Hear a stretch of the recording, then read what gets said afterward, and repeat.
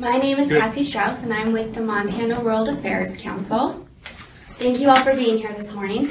And I also want to start by thanking our Council in the Classroom program sponsors, the Dennis and Phyllis Washington Foundation and the Plum Creek Foundation. And also thank all of you for being here. We have 7 classes with us today. We have Powell County, Park, Seeley Lake, Bozeman, Victor, Lodgegrass, and Darby. So while I have you here, I want to put in a quick plug for our upcoming Academic World Quest competition. This year's competition is Tuesday, February 23rd. It's here in Missoula on campus, and we'll be sending emails out on registering teams. You can also visit our website, montanaworldaffairs.org, for more information on that event. We hope to see all of you there. The Council is a nonpartisan voice for global awareness, and we work to bring global education programs to students across the state. Today, we are thrilled to be hosting Imam Faisal Abdul Rauf on his first visit to Montana. Imam Faisal is the chairman of the Cordova Initiative and was named one of Time Magazine's most influential people in the world in 2011. The Imam has devoted his career to healing relations between Muslim Americans and their neighbors while bringing a message of peace to the wider Muslim world. This morning, he's speaking on a history of Muslims in America, and please join me in welcoming Imam Faisal. Yay. Thank you very much. Good morning, everybody. Morning. Do I get to hear them? So right now everybody is muted, and when we ask them to unmute, just so then we don't hear rustlings of paper. Okay, wonderful. So I see here 5 classrooms. Is that the right number? Yes. Okay, well, welcome. This is my first time to Montana. It's a large state, and I understand you are all over the state. I see a hand waving there, so I'm waving back at all of you. It's great to be here. It's a bit, it was a little cloudy this morning, although it was very clear and sunny when I landed. So how is it where you are? So I'd like to greet you all. Please introduce yourselves. There may be one person from each of your classrooms to say hi and introduce themselves and perhaps start a question to get us going. Wonderful. Let's go ahead and start with Lodgegrass. Can you choose one person to introduce yourself and tell us a little bit about Lodgegrass? Good, Isaiah. Oh, hello. This is Lodgegrass. I'm Isaiah Brown. Hello, Isaiah. What is one great thing about Lodgegrass? Good hunting. All right, good hunting. Wonderful. Thank you. Let's move on to Bozeman. We're Bozeman, and the thing that's probably best about Bozeman is the skiing. That's what's best about it. Fantastic. Well, thank you. How about Livingston? We're Give Livingston. us a way of Livingston. Right here. We're Livingston. We have our world cultures class and our government class, and it's really windy here. Thank you. I think they should start a wind farm. Yes, a win, absolutely. Let's see, how about Seeley Lake? Seeley Lake, will you wave at us? Wonderful. Your turn.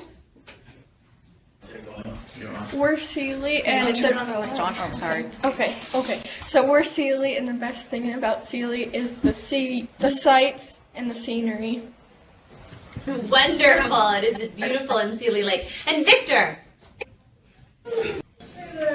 So we're Victor. This is our world history? U.S. history class. I forgot. So this is our U.S. history class. And the best thing about Victor is it's really pretty if the weather is good. Or bad. Nice. Maybe I should have flown out there. Excellent. Well, thank you. And so we'll go ahead and we'll turn it back over. Thank you very much. Did they have a question they wanted to ask me? I think we'll save questions maybe for in just a little bit. Oh, and here we have, is that Darby? Hello, Darby. We're just doing really quick introductions. If you would like to just introduce, say, one person from your class and say one great thing about Darby, we would love to hear that. My name's Wyatt, and probably the best thing about Darby is that we're not Victor. Oh, you're not Victor. a little class rivalry, I think. All right, I'm gonna turn it back over. Go ahead. Do you want to go ahead and start with your Sure. Great. Well, it's wonderful to be here with you today and to speak about America and American history and the kind of things which are happening in America. One of the things that I've liked, I've been now in the United States for just about 50 years. I came here in December of 1965. And what impressed me about America since that time was its vitality, its youthfulness, and its emphasis on the youth, coming from older cultures, like my parents are born from Egypt, where there is a, we know we are perhaps the most ancient, or one of the two most ancient civilizations in the world. We tend to focus on age and seniority, whereas in America, my whole world was turned upside down, and I found America was a country which emphasized its youth, but it also had a youthful vitality. There was both a pro and a con to each of these things. The pro of coming from an ancient society where we tend to respect our elders and try to learn from their wisdom, and there's a sense of a tradition and wisdom passed along. There's a sense in America that everything was meant to be new. You didn't keep things for very long. I was struck by the fact that that pieces of furniture that were 70 years old here would be considered antique, whereas in Egypt, everything is, an antique would be like 1,000 years old or more, and then depending upon how many thousand years, it would fall into different eras of our history. But America is marked by its vitality, its youth, its emphasis on youth, and this is, I think, an important part of why I'm speaking with you here today. So one of the things that I've noticed about America is that America as a country which has welcomed immigrants and defines itself by its immigrant society has been a very rapidly shifting society. The sense of who we are as Americans have always been shifting. From the very beginning, when it was just, the white English speaking, and then the French came, the German came, the people from Northern Europe came. Many of you are products of such diverse genetic pool yourselves. My host here, Bob Saden-Schwartz, I said, that's a very German name. He says, yes, a German name, but I have Irish in my background. So many of you have combinations of different types of ethnic, of cultural backgrounds, but you all came to America and you redefined yourselves as American. And this is what has happened to different societies, different communities who emigrated from Northern Europe, from Italy. There was a time when Italian Americans or German Americans were victims of some degree of marginalization, what's the word I'm looking for? Not being included and considered as a potential fifth column in the country. But as time went on, they became Americanized and became part of what we consider to be American. And the same story is going on today with immigrants from Asia, from different parts of the world, from Latin America, from Mexico, from Japan. And we have become increasingly multi-ethnic. We are embracing different cultures, different foods, and becoming and enriching what it means to be America. So this is where we are in terms of our story. The Muslim immigrants or immigrants from Asia, some of whom are Muslims, some of whom are Buddhists or Hindus, are now acclimatizing and becoming, adding to the American fabric. So you'll see, for example, I just saw a place called Pita Pit here today, which is like Middle Eastern food, Arabic food, where they sell pita bread. I saw an India grill, so now it's Indian restaurants. Now, 30, 40, 50 years ago, when I first came to this country, the Americans didn't know these foods. They didn't even know, sushi. Today, sushi is common all over America. I was on an American Airlines flight, and one hostess was shouting at the any more hummus? This is food from the Arab world. So today, the foods from all over the world have become part of America, and we think of it as American. The same thing has happened previously. Many of you may not know that macaroni and cheese, which you think as being a very American food, or pizza as being a very American food, was actually brought here by Italians, and it became part of American food. So this story of America welcoming people from all over the world, embracing it, and making it part of its culture is something which is very, very special about America. It is unique about America, and this is what enables America to relate to the rest of the world, because those communities who immigrated here became very often the bridge between America and the countries where they originated from. So just like America had a very special relationship with England, with France, later on with Germany, with Northern Europe, with the Europeans, it will also increasingly have such good relationships with people, with those countries, to an important degree because of the communities from those countries who immigrated to America, became part of America, and love both this country and their countries of origin. So that's the story, and I want to open up to questions and get your thoughts about this. Many of you, when I speak about this, it will remind you of your own ancestry, perhaps, and your own culture, and maybe your own very ethnic makeup in a number of instances. But this is what we're here to discuss. So let's hear it from you guys. I would also like to say that as we're thinking about this, I want you to think about where your ancestors came from and what your origins are. And maybe if, along with any questions that you have, if maybe we could have some representatives from each school sort of share that so we get a feel for what we have today in the classroom. I think that would be a fantastic way to start this off. Can we start with Bozeman, please?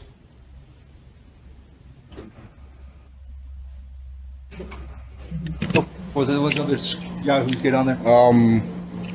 Where do you think Indians came from? So they're asking you, where do you think that Indians came from? You mean the native Indians or the Indians from South Asia, from India? Native Indians. Oh, native Indians were native to this country, no doubt. And the story of how they were treated or maltreated is certainly a blot on American history in terms of our emphasis on the equality of all human beings and the treatment of all human beings and the granting of universal rights. I think one of the, to me, one of not only the unpleasant chapters of American history is our treatment of the native Indians, and it is my hope and prayer that moving forward we can not only help them but also learn from them, because much of their culture is a very beautiful culture. Their understanding of nature, their relationship to the meaning of nature. I mean, when we talk now about taking care of the air and the environment, they really understood what it meant to be at one with the environment, and to that we were in fact stewards of it, and that we all owned the environment, equally. The name Indian, as you know, did not originate from their own history. It's because those who came from Europe, who so-called discovered America, they were looking for a route to India in South Asia. And they thought when they landed here that they had landed in India, and therefore they called them Indians, but this is actually a misnomer. They're really Native Americans. Lodgegrass, would you mind sharing a little bit of your cultural heritage, just a few minutes? Well, I think we have many similarities with what you were talking about the how everything's more traditional and how you respect your elders. That's how we do. This is the Crow tribe, and one of the hardest problems, though, is keeping some of the traditions alive and the language alive, especially the language, because we live in an English-speaking society, but we still have to try and keep the language alive in school. There's only about 17,000 members of the Crow tribe. Well, that's a good point. I mean, maintaining your culture, your language, your history, your values are very, very important. I remember reading the opening of was it Black Elk? It was one of the most powerful passages I've ever read, and much of what I've learned. I mean, we have a lot to learn from the Native Indians, and I think that the Native Americans, and the Native Americans have the highest aspects of their culture is something which really ought to be preserved, ought to be taught, ought to be advanced, because they are no doubt a part of our heritage, and they're much needed in society today. Because the Native Americans respected the environment, they respected the balance of nature, they respected the notion that all beings, not only human beings, even the animals had rights. They had rights to their homes. They had rights to their spaces. So the attitude that we have had of completely demolishing forests and polluting the rivers, in addition to destroying the environment that we depend upon, also in fact destroys the homes for many of these animals, varieties of foliage and trees. And the Native Americans had this sense that just like in a condominium or a co-op arrangement, where yes, you may have your own apartment, like your own teepee, but the rest of the grounds were owned in common. So the air, the water, the land in general, the rights to fish, the rights to hunt, these were not something that were owned by any individual, but they were owned in common by everybody. So all human beings had the right to fish for food, to hunt for food. But not only human beings, even the animals themselves had a right to hunt for food. So if there was a lion or he had and she had, they have also rights. And this concept of a shared, not only a shared ownership, but a shared living. This concept of a shared living and ensuring that everybody had the minimum that they need to be able to not only survive but to thrive is a concept, I think, that no one had practiced in a way that was more perfected than the Native Americans. And that particular lesson, I think, is something that certainly, if America can learn and the rest of the world can learn, is one of those important things that need to be done.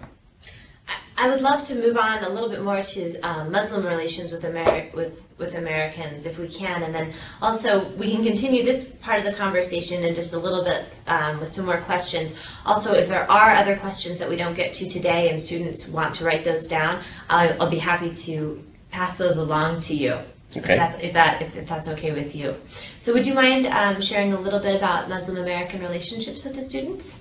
Could you detail that a little bit more? When Muslim America, you mean like between America and the rest of the world, or Muslims within the United States? Well, I'll leave that up to you. Can we ask a question about Yes, absolutely. Go ahead, Bozeman. We did a survey. This is our government class, and we're doing multiple perspectives. And we did a survey yesterday. On the experiences that our students have had with people of the Muslim faith or people from the Middle East, which I don't know that we entirely understand within our community, even that's necessarily a difference, that there might be people in the Middle East who are not Muslim.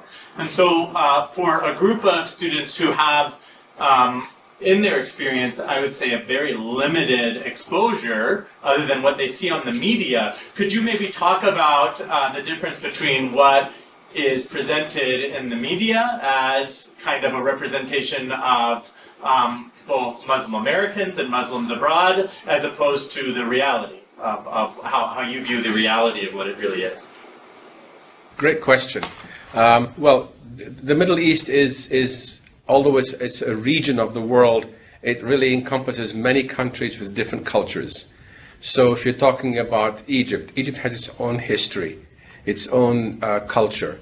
Although a lot of it's like saying Latin America or Central and Latin America predominantly speaks Spanish and predominantly are Catholic in the faith. But Mexico is very different from Honduras, very different from, Haiti, from Santo Domingo, from Colombia, from Argentina. Each of these countries has a particular culture and a particular history. This even applies to the Middle East to an even greater degree, because many of these countries at one time had their own unique culture. So countries like Egypt, as I said, Syria, Iraq, Palestine, the Arabian Peninsula, etc., are even today regarded as, although they speak one language with different regional accents, they are culturally very different. And until, let's say, a century ago, until, say, World War I, the end of World War I, these countries had regional traits and characteristics, and they were, by and large, except for the empty spaces of the Arabian Peninsula, were very multicultural. They had people of different faith traditions. We've had Christians from beginning of Christianity in almost all those countries. We've had Jews from the very earliest times of Judaism, because the Middle East is the cradle of where not only Islam started, but that's where Jesus Christ was born and lived.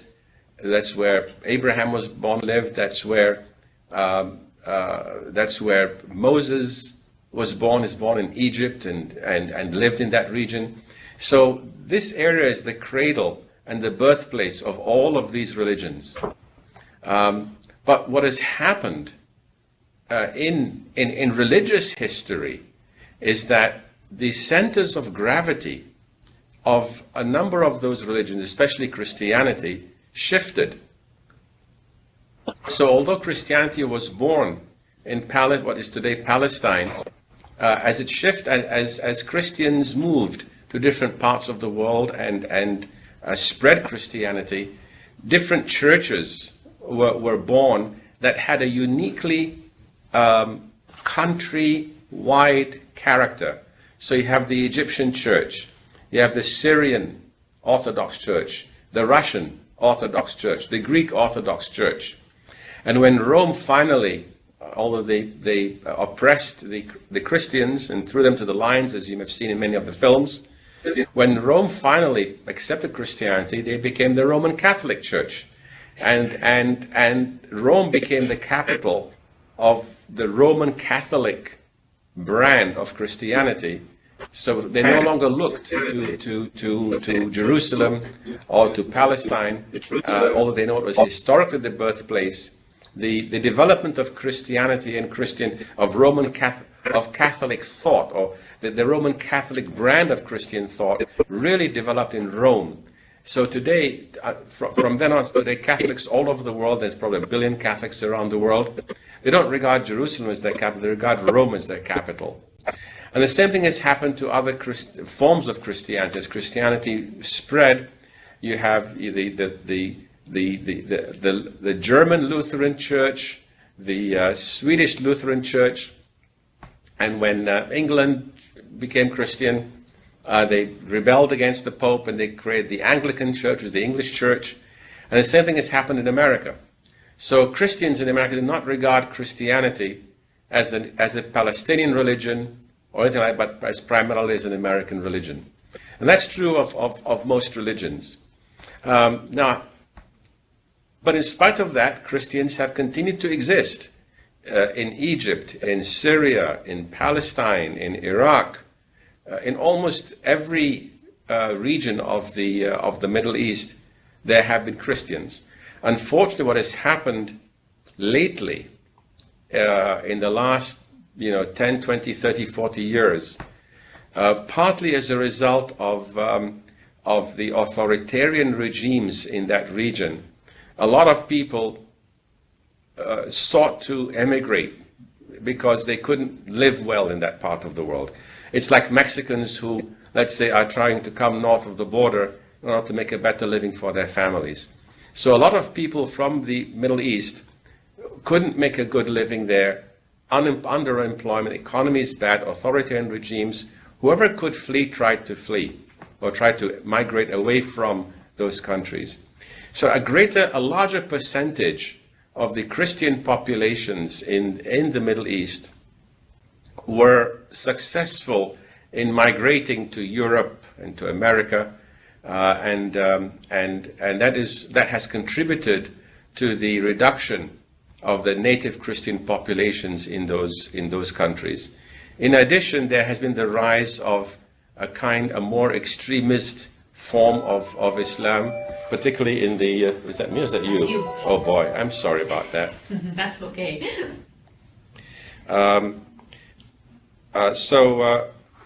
A more extremist kind of interpretation of Islam has spread over the last 20, 30, 40 years in much of the region, who have tried to oppose anybody who, even within the faith, has a different interpretation about something. And this is something which also tends to happen with authoritarian regimes. You're familiar with this in studying European history.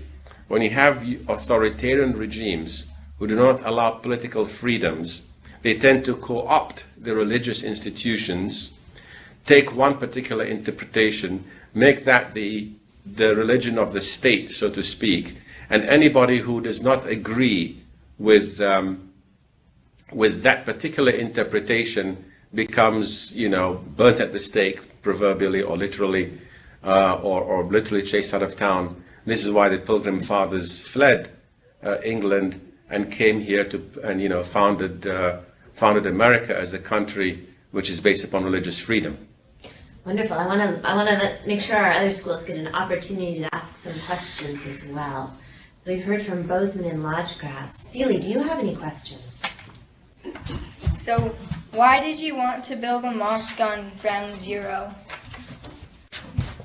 I didn't want to build a mosque on Ground Zero. I've been an imam of a mosque which is about 8-10 blocks from the World Trade Center since 1983.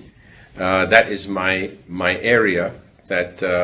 And we outgrew the space. We looked for another building that would be suitable for us to have a larger space.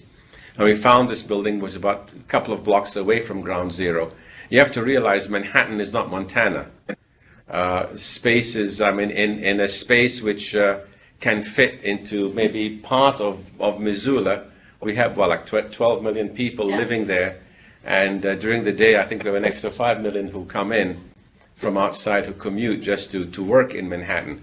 Manhattan is really a very small, tiny space, and it's very vertical. And everything is just a few blocks from each other. But this is not in Ground Zero. This happened to be my area, the area that I have a community in. We have a growing community of Muslims who live in and work in that area. So the nomer of a Ground Zero mosque was actually a misnomer. It was a deliberate attempt by those who are hostile to us to create hostility. So they called it the Ground Zero Mosque in order to arouse hostility against us. And that became a cause célèbre. It was the midterm elections in 2010, and it was used by many members of the Republican Party, not only because of an issue in itself, but really to attack the Obama administration because his father was a Muslim, and they wanted to use this to promote their political advantage. Unfortunately, what happened was the thing very rapidly got out of hand, and it caused great alarm in many, many Muslim capitals around the world. And, we have many interests in many countries, Iraq, Afghanistan, so forth, Saudi Arabia, that are Muslim. And this story very quickly, about within 6 weeks, both parties realized had to put it down, and the whole issue died down. Thank you, Seeley Lake. But let's go ahead and move to Darby.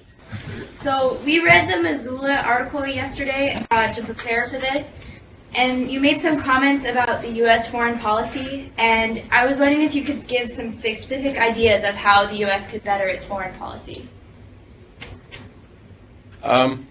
Lots of examples.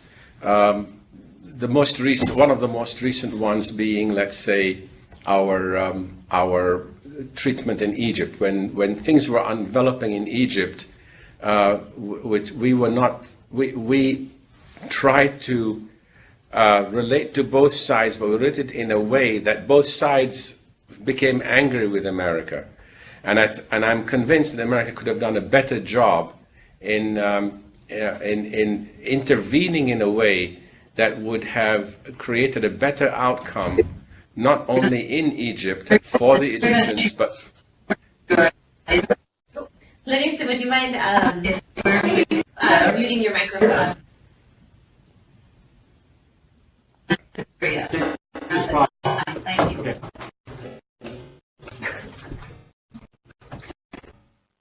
Can I continue? Yes, go ahead and continue. Yeah. So regarding Egypt, one of the things that has pained many people, not only people in the Middle East, but people even within America who really are informed, is that our policies have not been very coherent.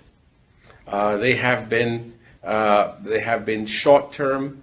They have been short-sighted in many cases, and they have not inured to our better benefit. Our decisions to invade Iraq, our decisions to invade Afghanistan have resulted in a lot of money being spent, a lot of money being wasted, which would have been better spent in America or spent more wisely. We have also projected ourselves to that part of the world in a way that has not won the universal respect of people. Even our friends and our allies, for example, are not happy with the way we have projected our policy. And all this is because of the way we have engaged or not engaged. At the moment, for example, Saudi Arabia, which has been a dear ally of the United States for a long time, is not happy with the United States because of our nuclear agreement with Iran. Now, all of these things need not happen that way. You do not need to have that kind of an outcome. If we engaged more wisely, more strategically, more coherently, we could have a much better impact and have a much better outcome, have better relationships. The bottom line is, all of the people in that part of the world, not only at the grassroots level, but even at the government level, the vast majority rather, I shouldn't say everyone because that never happens anywhere in the world, but the vast majority of both people in government and in the population want to have a good relationship with America. But in order to have a good relationship, you need, look, relationships are relationships. It's like boyfriend-girlfriend relationships. I mean, all of you know how important that is. You all want to have good relationships. But you also know how challenging that can be to have a successful relationship between a guy and a gal, or even in a marriage relationship, or a parent-child relationship. There are many times when you want things to be done better. Things could be done better. It's precisely analogous to that. And in that respect, there's no doubt in my mind and many other people's minds that our policies could be conducted in a far more coherent manner that would inure to our success and to better success in the region. Thank you. And I have that question from Livingston before we got cut off. What they were trying to ask is, do you think there will ever be a time in the world when people don't persecute each other because of religion? I believe the answer is yes.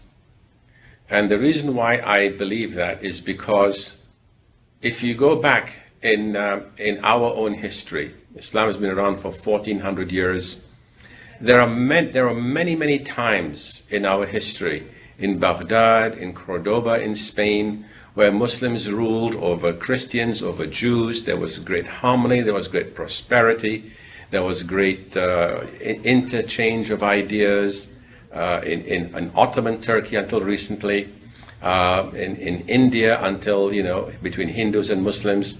So we have had proof from our own history that harmonious relationships between faiths can exist because it did.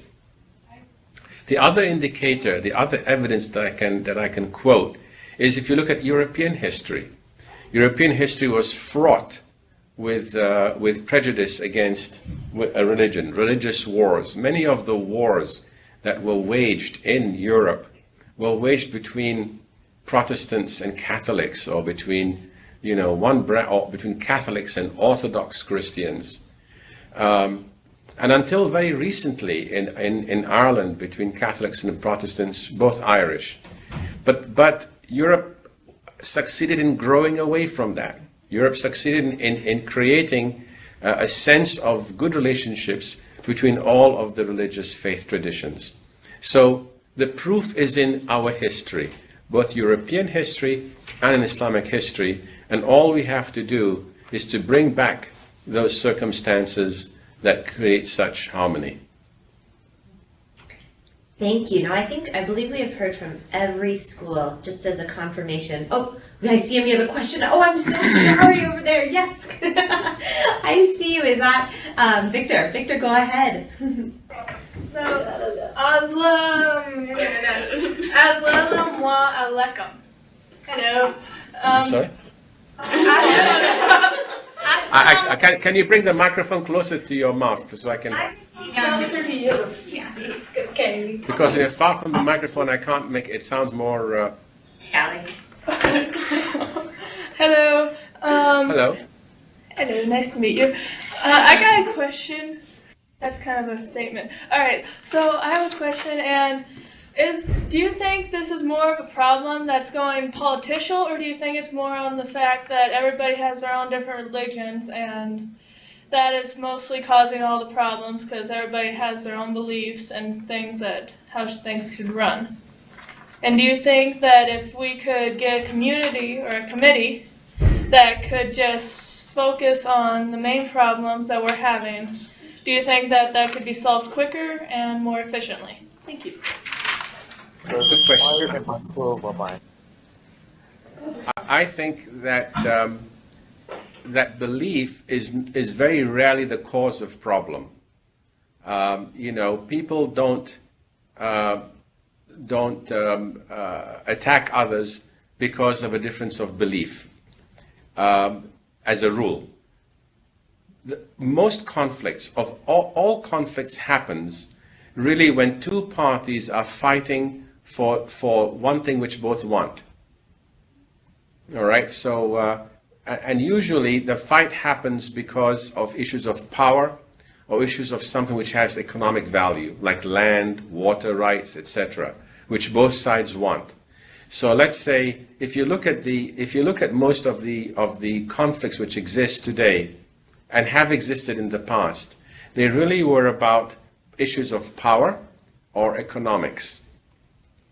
So even, let's say, the problems which the original founders of this country, they basically deprived the Native Americans of their land, taking their land away, and that's the reason why the conflict happened. It wasn't because of issues of belief. But what happens is that if you deny a people, if you deny a group of people, however they are defined, from their rights to power, to their share of power, to their share of land, to their share of economic well-being, then you create conflict. So let's say, conflicts can exist on any basis, and you can separate it based upon religious difference, upon gender difference, upon skin coloring difference, upon cultural difference, upon tribal difference. And if you say, okay, all women will not be given jobs or will be paid a fraction of men, you're going to create a gender conflict.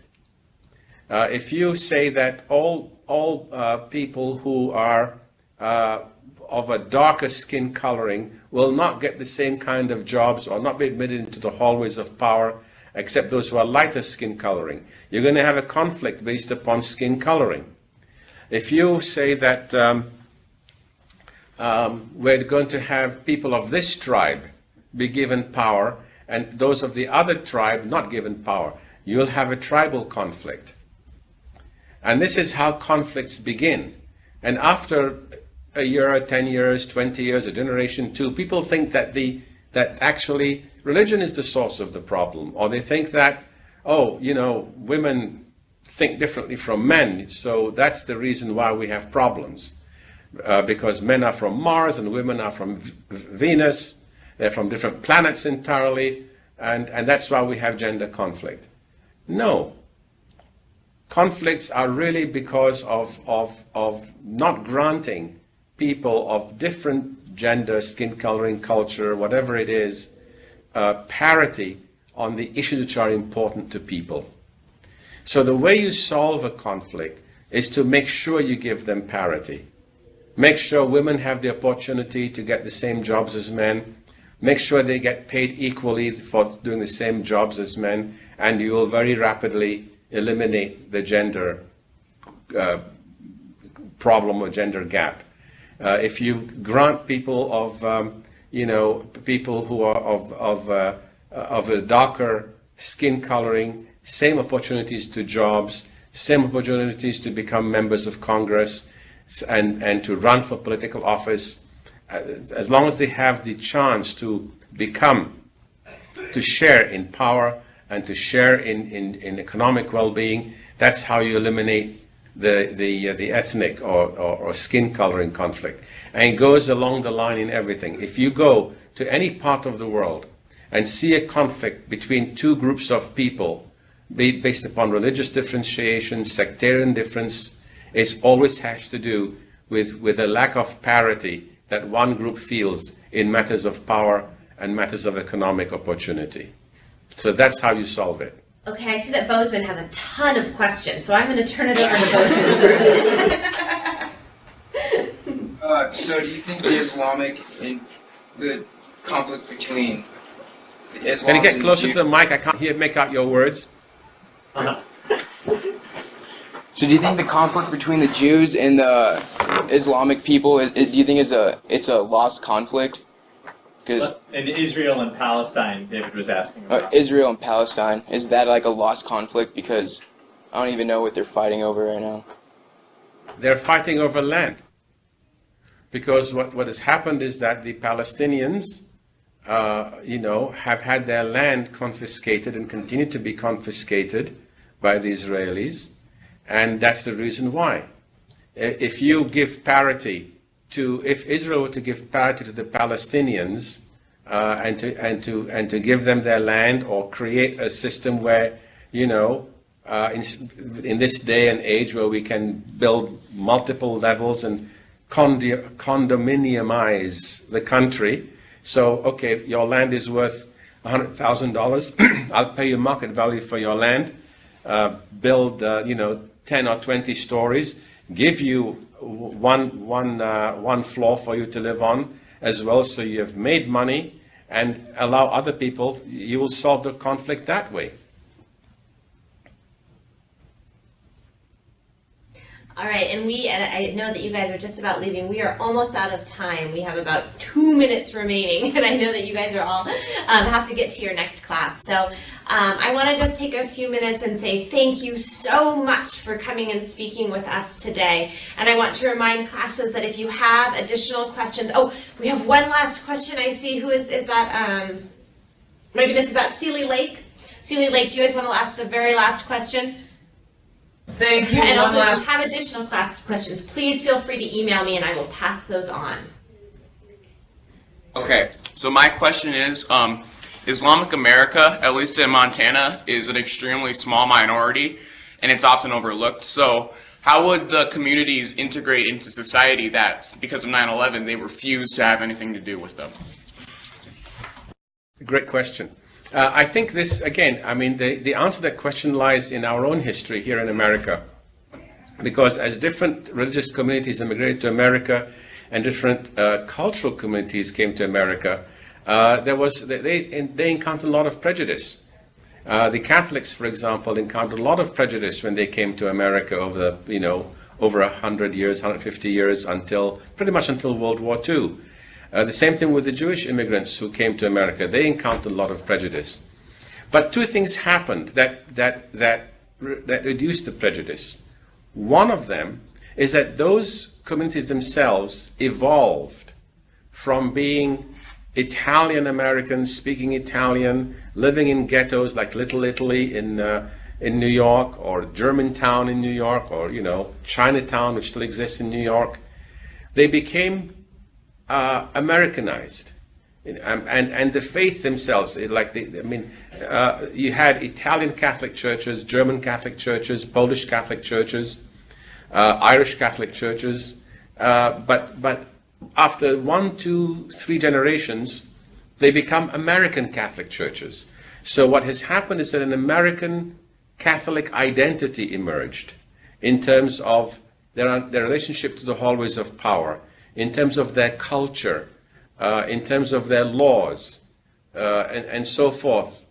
And also, because food is something which nobody minds eating, people began to appreciate Italian food and German Sachertorts. I mean, some of the greatest pastries are German pastries, or Italian food, or East European food. It became part of the American palate. So all of these aspects helped bridge the divide. And that's why in my last book, Moving the Mountain, I've also spoken about the need for American Muslims to evolve their identities from being immigrant identities to being American. So as we Americanize our laws, our culture, our art, our architecture, and Americans enjoy our foods, our hummus, our pita, our falafel. That is how, within a generation or two, we will become increasingly embraced as Americans, recognize them as Americans, and be accepted and part of a healthy and vibrant and harmonious America. I want to thank you very much, and I appreciate you coming in today. Thank you. Thank you, everybody. Please take a minute to just thank Imam Fizal with me. Thank you. Thank you very much. Thank you. And thank you.